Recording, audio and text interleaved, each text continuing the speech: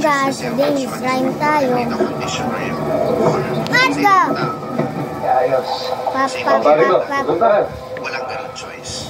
Kahit ano. Kung ayaw pa muna magawak niya na may Happy birthday, pare.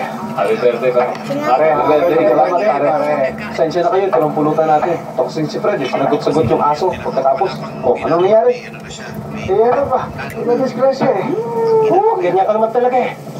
Ulis pangako. Ikaw, magayos ng pangako mo. Kisyo, inihaw pa. Kinilaw. Wala naman. Ayos lang yan mga pare. Ano bang tingin nyo rito? Oh, ayos to. Lalo na pag minalo mo ito sa inumin natin, lalo itong sasarap. Ayan.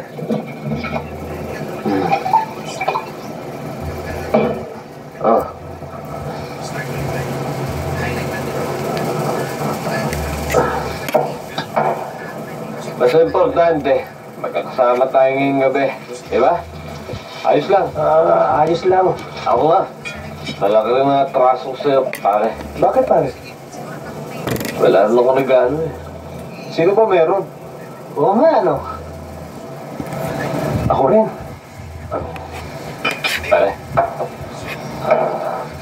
Anong gusto mo regalo?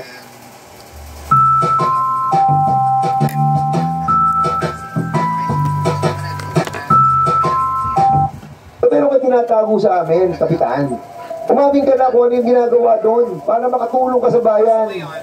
Huwag mong panigan yung hindi Pilipino. Ito naman. Yan po yung opisina nila ngayon. Ganyan kalaki ng opisina na junk shop. 5 stories, junk shop. Huwag mo ako pinablolo ko, Kapitan, ha? Tanungin mo yung abogado ng kaibigan mo. May sabit ka, Kapitan. Napasok po namin yung mga luxury building. Junk shop yan. May mga luxury building po. At nila doon. Tapos, pag pumasok... Aside sa kalakal, ano ba nakikita mo doon? Sino bang pumapasok? May mga Chinese personalities mo pumapasok doon?